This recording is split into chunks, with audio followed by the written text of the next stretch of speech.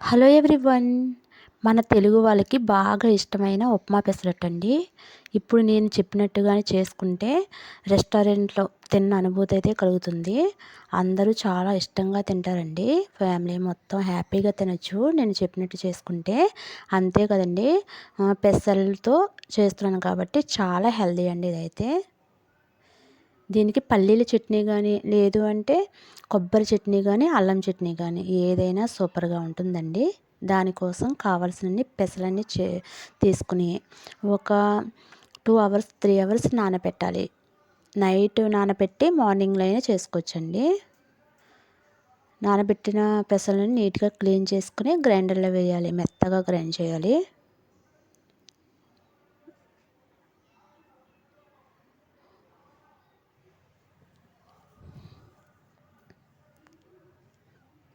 మెత్తగా గ్రైండ్ చేసిన తర్వాత ఒక గిన్నెలోకి అయితే తీసి పెట్టుకోవాలి. తర్వాత కొంచెం సాల్ట్ అయితే వేసుకోవాలి. ఆ పిండికి సరిపడా సాల్ట్ వేయాలి.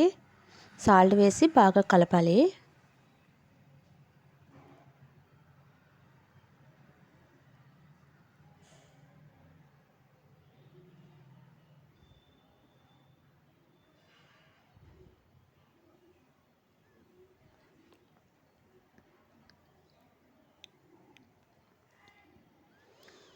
కలిపేసి పక్కన పెట్టేయాలి. ఈ లోపైతే ఉప్మా కావాలి కదండి, ఉప్మా పెసరట్లోకి.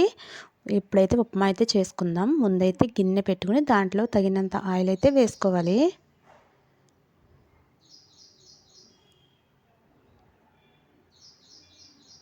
కొంచెం జీడిపప్పు, కొంచెం పల్లీలు, కొంచెం శనగపప్పు, తర్వాత కొంచెం మినప్పప్పు, ఆవాలు,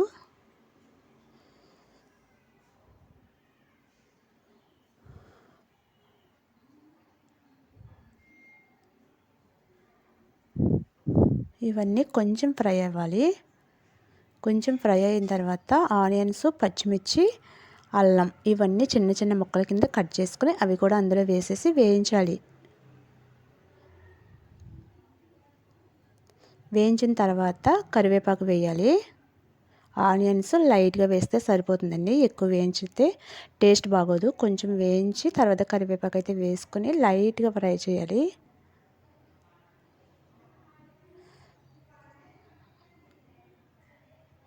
తర్వాత వాటర్ అయితే వేయాలండి. ఒక గ్లాసు రవ్వకి ఒక 5 గ్లాసెస్ వాటర్ అయితే పడుతుంది.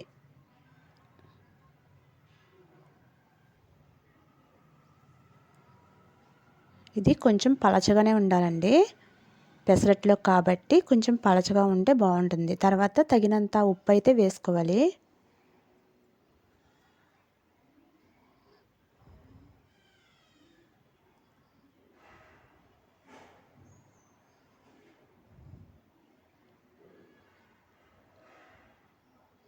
తర్వాత దాంట్లో కొంచెం ఫుడ్ కలర్ అండి, ఎల్లో కలరు. ఉప్మాకి పెసరట్లో కాబట్టి కొంచెం ఎల్లో కలర్లా ఉంటే బాగుంటుంది. వద్దు అనుకుంటే స్కిప్ చేసేయచ్చు, పర్వాలేదు. టేస్ట్ అయితే ఏం మారదండి.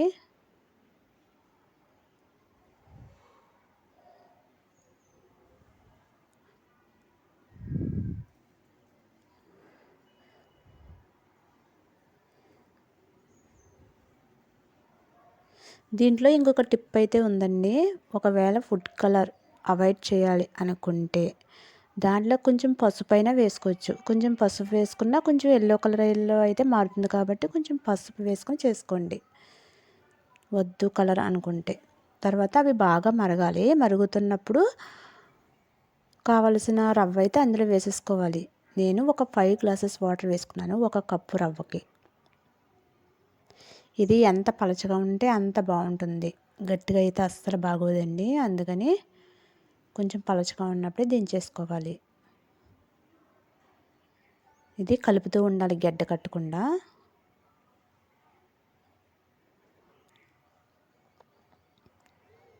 చూడండి, వెంటనే చిక్కబడిపోద్ది. ఇలాగా ఉన్నప్పుడు ఇంకా గ్యాస్ ఆఫ్ చేసి ఇవైతే పక్కన పెట్టేసుకుందాం. నేను చూపిస్తున్న విధంగా ఇంత పలచగా ఉంటే సరిపోతుంది. ఇప్పుడైతే ఒక పెనం పెట్టుకోవాలి.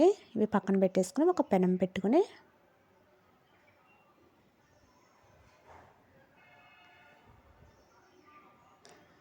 లైట్గా ఆయిల్ అయితే వేసుకోవాలి.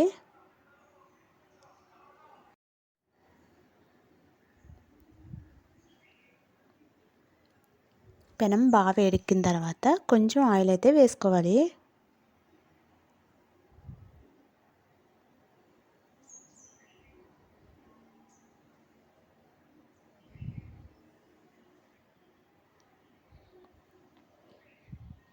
తర్వాత కొంచెం పిండి తీసుకొని దాన్ని పలచగా దోసలా వేసుకోవాలి.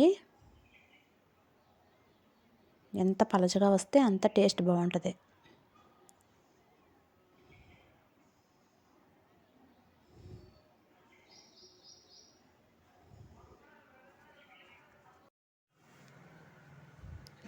ఇలా పలచగా ఉన్న తర్వాత కొంచెం లైట్గా ఆయిల్ అయితే వేసుకోవాలి పైన.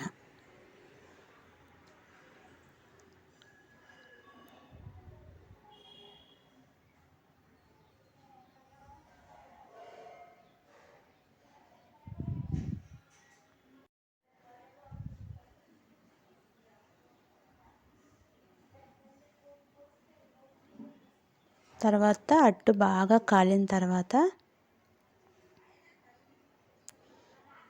కొంచెం ఇలా రెడ్గా అయిన తర్వాత తెలుస్తుంది కదా, ఆ టైంలో అయితే పైన ఉప్మా అయితే వేసుకోవాలి.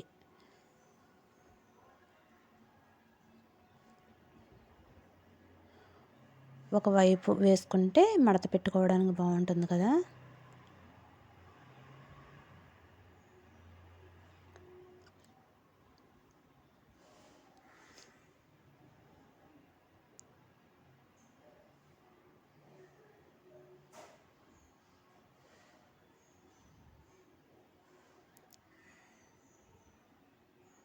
ఇలా ఒకవైపు వేసుకుని ఒకవైపు నుంచి మడత పెట్టేసుకోవాలి.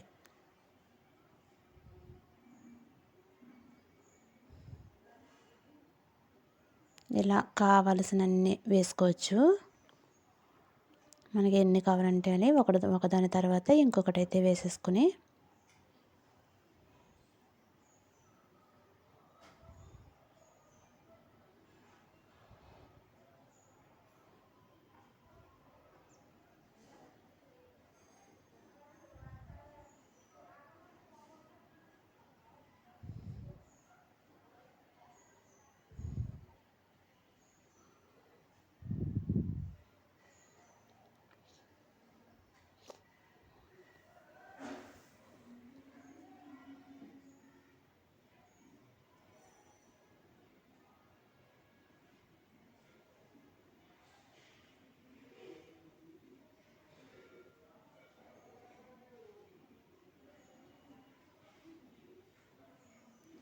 పెసరట్టుకి కొంచెం ఆయిల్ ఎక్కువ వేస్తేనే టేస్ట్ బాగుంటుందండి.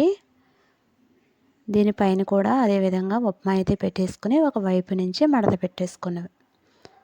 పెట్టేసుకోవడమే.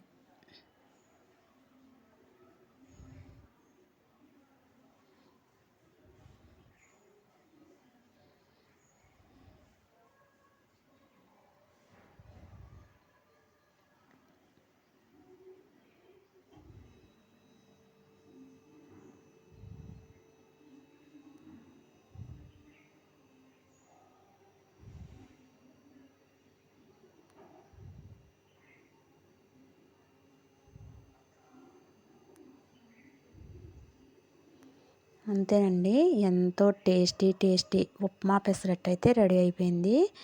ఇలా చేసుకుంటే రెస్టారెంట్ స్టైల్లో తిన్న అనుభూతి అయితే కలుగుతుందండి. ఒక్కసారి ఇలా ట్రై చేసి చూడండి, ఎంత బాగుంటుందో మీకే తెలుస్తుంది. నా వీడియో నచ్చితే సబ్స్క్రైబ్ చేసుకోండి. అలాగే ఇంకొక మంచి రెసిపీతో ముందుకు వస్తాను. Bye bye, thank you.